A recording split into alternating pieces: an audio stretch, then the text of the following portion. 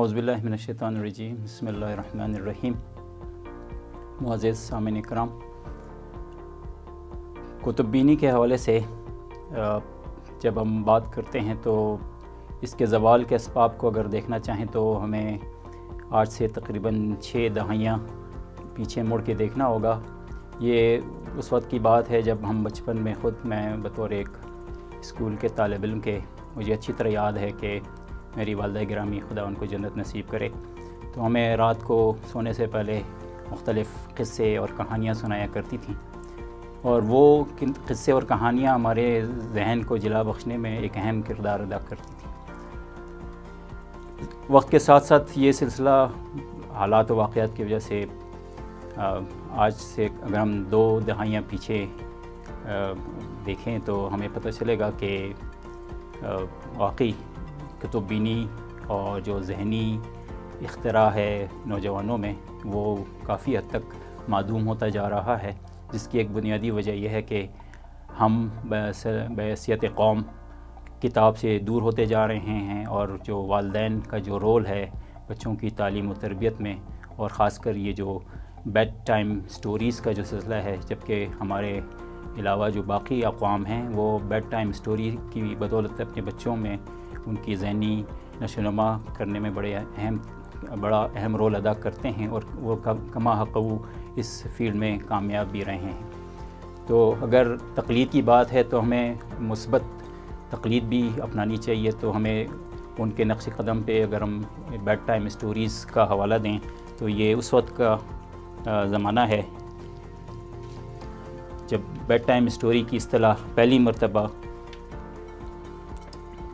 Louis Chandler molten ने 1873 में अपनी किताब में इस्तेमाल की। बेड टाइम स्टोरीज़ वालिदैन और बच्चों के लिए यकसा फ़वाइद के आमिल हैं। बच्चों को सोने से पहले कहानियों का सुनाना बच्चों की ज़हनी परवरिश, ज़बान की महारत और मंतकी सोच की महारत का बाइस बनते हैं। मज़ीद बरां ये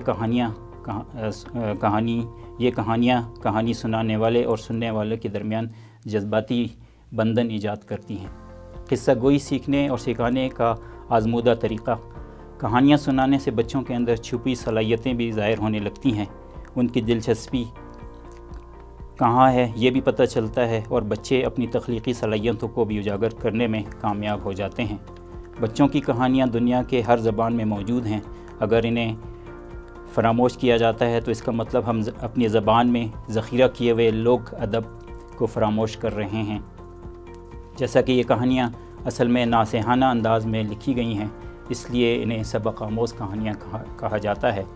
नोबेल इनाम याफ्ता चीनी नावल मोयान ने नोबेल इनाम की तकरीब से ख़िताब करते हुए कहा था, मैं एक क़िस्सा गो हूँ और क़िस्सा गोई ने मुझे नोबेल इनाम से नवाजा है।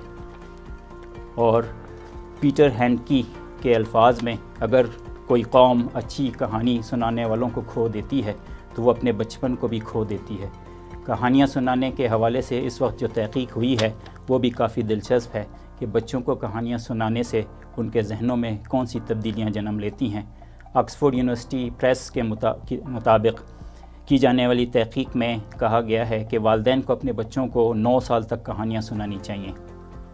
इस उम्र में कहानियाँ बच्चे को मुताले का शौक़ दिलाती हैं। एक कहानी औसतन 16 मिनट की होती है, इसलिए थोड़ी सी मनसूबाबंदी से बच्चों को रात के वक्त कहानी सुनाई जा सकती है।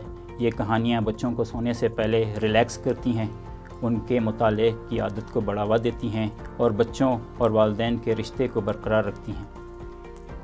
अब सवाल ये पैदा होता है कि पढ़ने की आदत कैसे डालें। उसके लिए कुछ तजावीज़ हैं कि घरों में हमारी ज़ाती लाइब्रेरी हो, सेल्फ़ डिसिप्लिन हो। दूसरी बात कि जब तक हम अपने आप को डिसिप्लिन नहीं करेंगे, इसके लिए वक्त देना होगा, बच्चों को वक्त देना होगा। जिस तरह स्कूल का डिसिप्लिन होता है, इसी तरह हम कुतुब्बीनी के हवाले से भी अपने आप को पाबंद करना होगा कि हमने या बच्चों ने खुद पहले वालिदैन ने ये तय करना होगा कि उसने बतौर वालिदैन कितने घंटे तक किताब पढ़ के एक रोल मॉडल प्ले करना है बच्चों के सामने, और कितने घंटे बच्चों को पाबंद करना है कि बच्चे किस हद तक और कितने घंटे तक कुतुब्बीनी से फ़ायदा उठा सकें।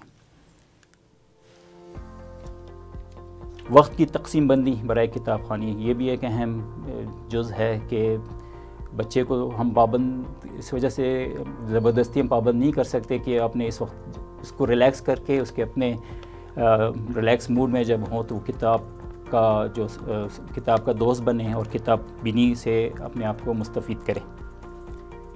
کتاب پڑھ کر اس پہ نظر ثانی یہ کافی اہم ایک نقطہ ہے. اس سے اگر ہم جوانوں میں یہ بات عام ترویج کر سکیں کہ جی اگر وہ یہ کتاب انتخاب کر لے، اچھی کتاب کا انتخاب کر لے اور اس کے بعد اس کی نظر ثانی کرے تو یہ ایک اچھا سورس آف انکم بھی بن سکتا ہے بے روزگار نوجوانوں کے لیے.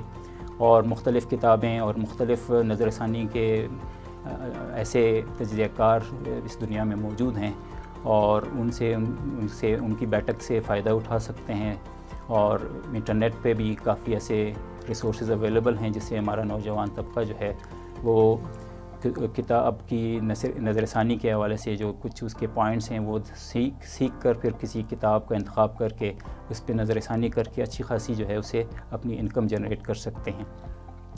اور ہر ایک جو ذاتی لائبریری ہے تو میں اپنی مثال دوں گا کہ میں نے بھی تقریباً کسی حد تک گھر میں ایک چھوٹی سی لائبریری کا اہتمام کیا ہے اور خود بھی مطالعہ کرتا ہوں. اور مجھے افسوس کے ساتھ کہنا پڑتا ہے کہ ایک زمانہ ایسا تھا کہ جب ہم سی وی لکھتے تھے اور ابھی بھی رواج ہے تو آخری پورشن میں ہابیز میں اکثر میں خود بھی ابھی تک میں یہ لکھتا ہوں کہ میری ہابی کیا ہے تو بک ریڈنگ عموماً لوگ لکھتے ہیں تو مجھے بھی فخر حاصل ہے کہ میری ہابیز میں بک ریڈنگ بھی شامل ہے. تو میں اپنے نوجوان دوستوں سے طلباء و طالبات سے اس فورم سے میں گزارش کرتا ہوں کہ وہ بھی بک ریڈنگ کو بطور ہیبٹ جب تک یہ اختیار نہیں کریں گے تو کتاب سے جو دوری ہم اختیار کر کے ظلمت یا پستی کی طرف تیزی سے گامزن ہیں تو وہ وقت دور نہیں ہوگا کہ ہم ترقی پذیر تو دور کی بات ہے ہم ترقی کو ہم چھو بھی نہیں سکیں گے.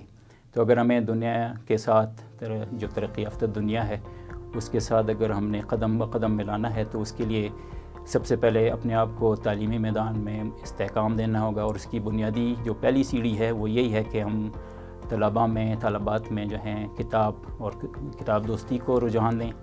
اور اس ضمن میں میں مبارکباد دوں گا ظہور بک سینٹر کو جو اس مہم کا ایک سرگرم رکن ہے.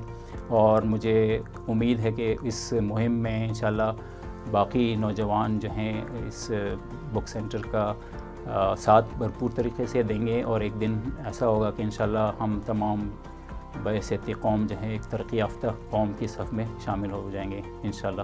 اس امید کے ساتھ کہ ہم کتاب دوستی کو ترویج دیں گے میں اپنے کلام کو ختم کرتا ہوں. شکریہ. خدا حافظ.